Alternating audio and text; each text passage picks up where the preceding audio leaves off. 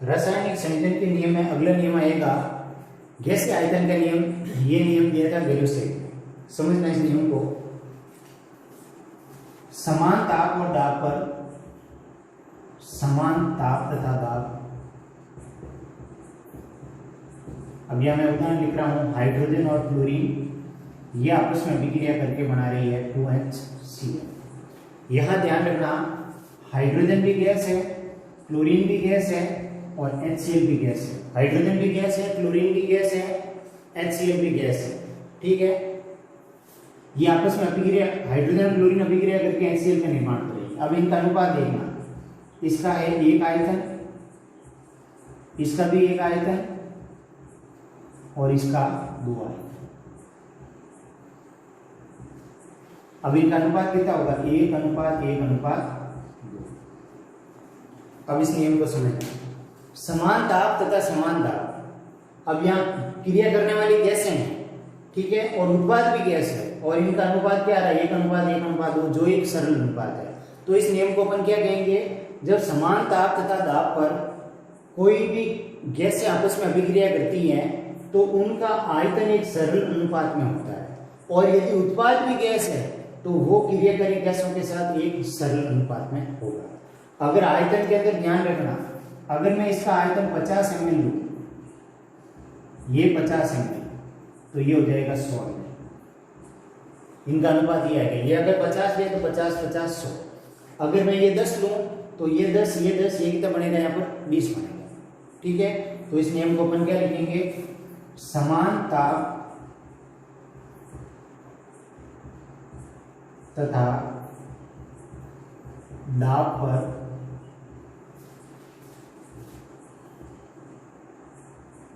जब कोई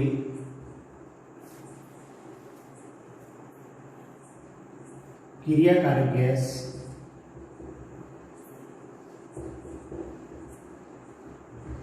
परस्पर अभिक्रिया करती हैं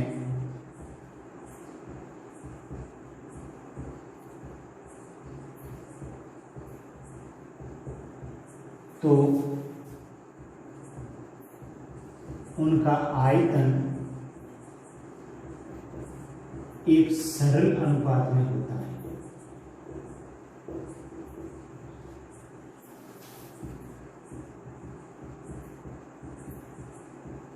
यदि उत्पाद भी गैस है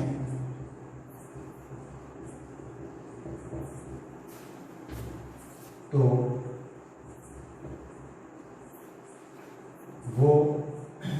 उत्पाद का आयतन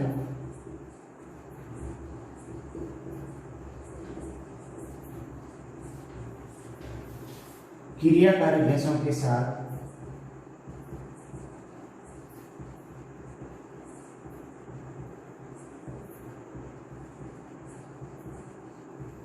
एक सरल अनुपात में होगा।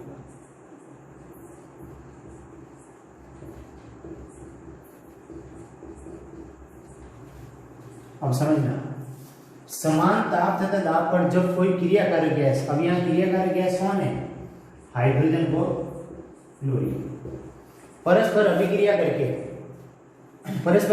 करती है तो उनका आयतन एक सरल अनुपात में होता है। यहां देखो दोनों का अनुपात क्या है, 1:1। और यदि उत्पाद भी गैस है, उत्पाद कौन है, HCl यहाँ गैस है, यदि उत्पाद भी गैस है तो वो क्रियाकारी गैसों के साथ एक सरल अनुपात में होगा। यानी सरल अनुपात क्या आ रहा है यहाँ, 1:1:2। ठीक है, सिंपल सा नियम है ये, नोट कर लेना। अब इसके कुछ क्वेश्चन करवा रहा हूं, समझना।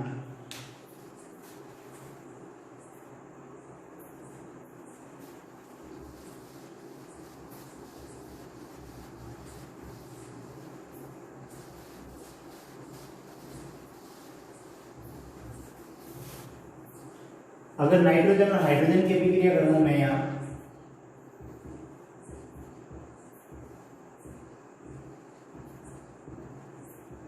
तो इनका अनुपात क्या आएगा, जैसे एक आयतन, ये 3 आयतन, ये 2, तो इनका आ जाएगा 1:3:2। अगर ये 50 ml ले रहा हूं, ये 150 ml, तो ये बनेगा यहाँ 100 ml।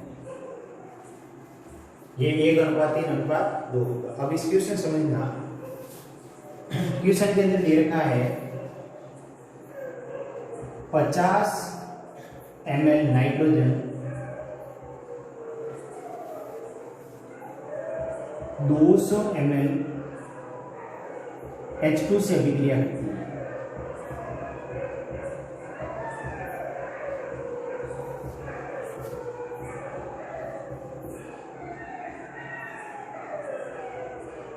समान ताप तथा दाब है।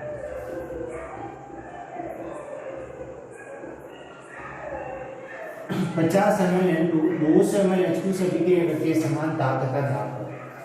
तो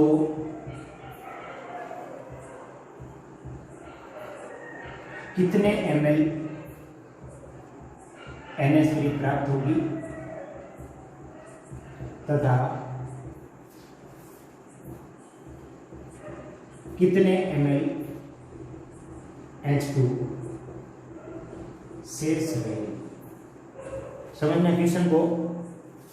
50 ml N2 200 ml H2 से अभिक्रिया करके समान ताप तथा दाब पर, यह अभिक्रिया समान ताप और दाब पर हो रही है, तो कितने ml NH3 प्राप्त होगी, वह कितने ml H2 शेष रहेगी। अब इस क्वेश्चन को समझना। अब इसके अंदर यही नियम लगेगा। अभिक्रिया मैंने ऊपर दे रखी है, ठीक है। यहाँ 50 ml N2 दे रखा है, तो अपन को हाइड्रोजन कितना चाहिए 150, लेकिन यहाँ कितना दिया हुआ है 200। तो 50 में से यहाँ 150 काम आएगा, तो 200 में से सिर्फ 150 ही काम आएगा, तो 200 में से 150 जाएगा, पीछे यहाँ कितना बचेगा 50 ml शेष रहेगा, ठीक है। और यहाँ 50 है, इसका दुगुना यहाँ प्राप्त होगा, तो कितना बनेगा NH3 100। तो आंसर क्या हो जाएगा 50 ml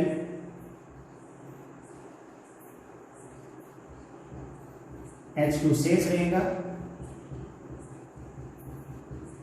और NH3 कितना बनेगा, ये तो आंसर लिख रहा हूं क्वेश्चन का।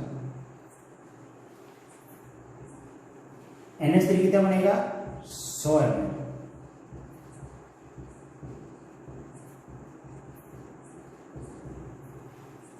ठीक है, बहुत ही सिंपल क्वेश्चन है। एक क्वेश्चन और देना इसी टाइप का, नोट कर लेना पहले ही। और मैं कोई भी क्वेश्चन देता हूं ना, तो ये वीडियो को रोको, पहले क्वेश्चन लिखवा के रोको वीडियो को, फिर मन से करने की कोशिश करो, फिर देखो आंसर मैच करो सही हो रहा है।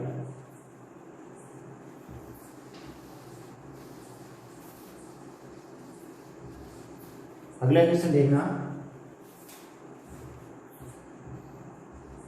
समान ताप तथा दाब पर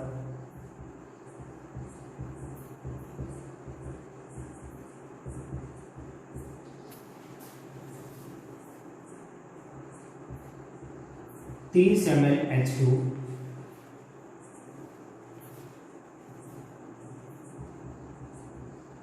100 ml Cl2 से अभिक्रिया करता है,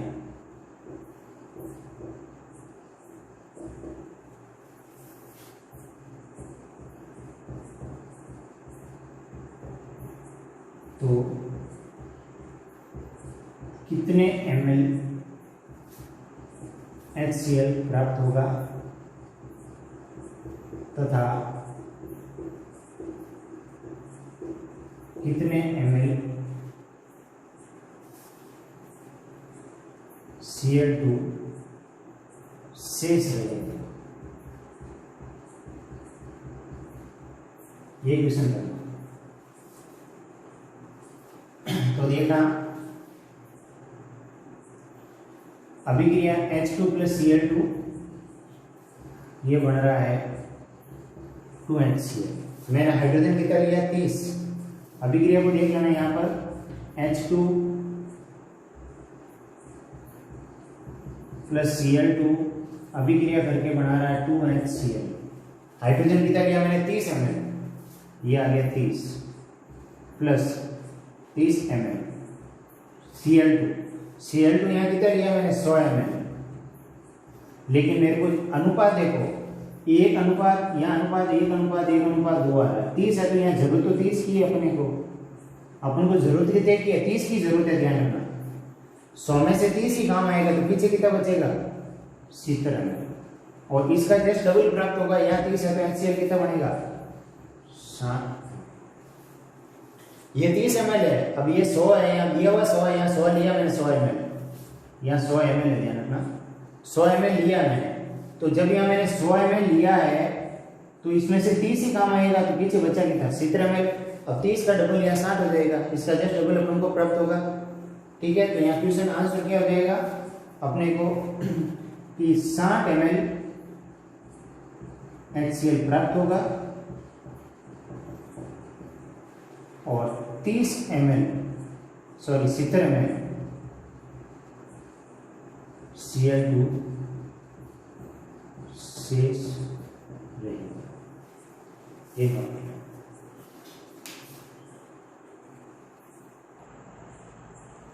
अगला नियम है अवोगाद्रो का नियम। समझना, यहां पर जैसे H2Cl2 और HCl, अब मैं इसका है यहाँ एक आयतन, इकाई आयतन, इसका भी एक आयतन, और यहाँ प्राप्त हो रहा है 2 आयतन। अब यहाँ इसकी कंडीशन ये है, एक तो ताप भी समान, दाब भी समान, समान ताप व समान दाब, ताप भी समान है, दाब भी समान है। ध्यान रखना, ताप भी समान है, दाब भी समान है, और आयतन भी समान है, वह समान आयतन। ये 3 कंडीशन एक समान है। यहां ध्यान रखना, ताप भी समान है, दाब भी समान है, और आयतन भी समान है। ठीक है, ये 3 कंडीशन है, एक तो ताप समान, एक दाब समान और एक आयतन समान। समान ताप, समान दाब और समान आयतन। ठीक है, ये यहां पर गैसें अभिक्रिया कर रही हैं, तो उस स्थिति में उनके अणुओं की संख्या एक समान होगी। अगर मैं यहां कहूं कि हाइड्रोजन के 20 अणु हैं तो इसके भी 20 अणु होंगे, और इसके जस्ट डबल कितने हो जाएंगे 40 अणु। लेकिन यहाँ आयतन समान है तो अणुओं की संख्या भी समान होगी। तो ये नियम ये कहता है, समान ताप, समान दाब और समान आयतन में गैस के अणुओं की संख्या है वो क्या होती है, हमेशा एक समान होती है। समान ताप, समान दाब और समान आयतन में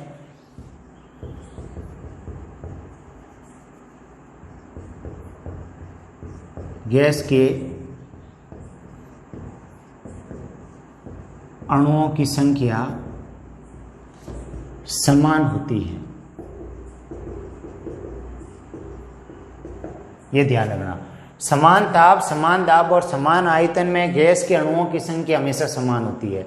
यहां पर कंडीशन है, पिछले नियम में तो समान ताप और दाब ही लिया था, यहां कह रहा है अगर आयतन समान हो तो उसमें अणुओं की संख्या एक समान होगी। अगर यहाँ इसके 20 अणु हो तो इसके भी 20, आयतन समान है तो 20 अणु 20 अणु, इसका आयतन डबल है तो यहाँ 40 अणु हो जाएंगे। आगे समझ में? अगर मैं यहाँ नाइट्रोजन वाली अभिक्रिया लूं जैसे, या कोई दूसरी,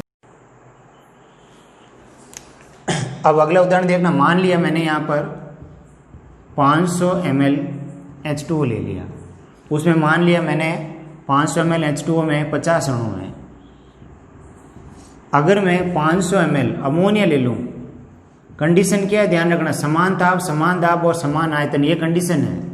समान ताप, समान दाब और समान आयतन है। मैंने 500 ml जल लिया है, उसमें 50 अणु है। अगर मैं 500 ml NH3 लूं इस कंडीशन में तो उसके भी 50 अणु होंगे। अगर मैं यहाँ पर 500 ml एसिटिक एसिड ले लिया CH3COH, उसके भी 50 अणु होंगे। अब इस कंडीशन में मान लिया अगर मैं 250 ml की बात करूं, 250 ml समान ताप, समान दाब और समान आयतन में, यहाँ मैंने HCl ले लिया, समान ताप, समान दाब और समान आयतन में। ध्यान रखना, अगर 250 ml HCl ले लिया इस कंडीशन में तो जस्ट यहाँ पर इसके अणु कितने मिलेंगे मुझे, 25 अणु। और अगर 500 ml की जगह मैंने 1 लीटर ले लिया, 1000 ml ले लिया, अगर मैं यहाँ पर 1000 ml H2O ले लूँ तो 50 के कितने हो जाएंगे आपके यहाँ 100 अणु। ये इस तरह से रहेगा। आगे समझ में नोट कर लेना। और अब जो नेक्स्ट वीडियो है मोल परिकल्पना है, मोल कॉन्सेप्ट है, वो थोड़ा ढंग से समझना आपको। वो 11th और 12th दोनों के लिए इम्पोर्टेंट है और बहुत ही सिंपल है, कोई ज़्यादा उसमें टफ नहीं है, थोड़ा कॉन्सेप्ट से समझना है वो। इसके बाद जो नेक्स्ट वीडियो आएगा वो ध्यान रखिएगा।